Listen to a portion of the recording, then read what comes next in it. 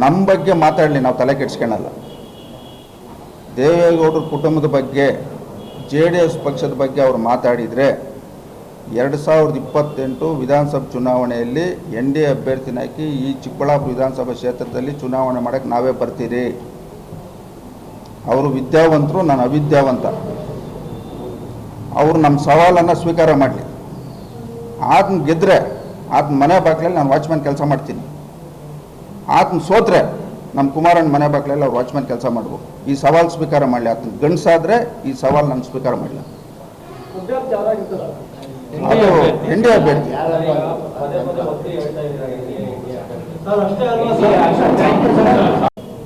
ನಮ್ಮ ಬಗ್ಗೆ ಮಾತಾಡಲಿ, ನಾವು ತಲೆ ಕೆಡಿಸ್ಕೊಳ್ಳಲ್ಲ.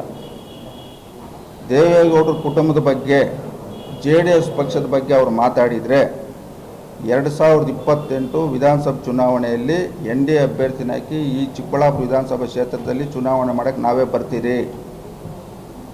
ಅವರು ವಿದ್ಯಾವಂತರು, ನಾನು ಅವಿದ್ಯಾವಂತ. ಅವರು ನಮ್ಮ ಸವಾಲನ್ನು ಸ್ವೀಕಾರ ಮಾಡಲಿ. ಆತನ ಗೆದ್ದರೆ ಆತನ ಮನೆ ಬಾಗಿಲಲ್ಲಿ ನಾನು ವಾಚ್ಮ್ಯಾನ್ ಕೆಲಸ ಮಾಡ್ತೀನಿ. ಆತನ ಸೋತ್ರೆ ನಮ್ಮ ಕುಮಾರಣ್ಣ ಮನೆ ಬಾಗಿಲಲ್ಲಿ ಅವ್ರು ವಾಚ್ಮ್ಯಾನ್ ಕೆಲಸ ಮಾಡ್ಬೋದು. ಈ ಸವಾಲು ಸ್ವೀಕಾರ ಮಾಡಲಿ. ಆತನ ಗಂಡಸಾದರೆ ಈ ಸವಾಲು ನಾನು ಸ್ವೀಕಾರ ಮಾಡಲಿ. ಅದು NDA ಅಭ್ಯರ್ಥಿ.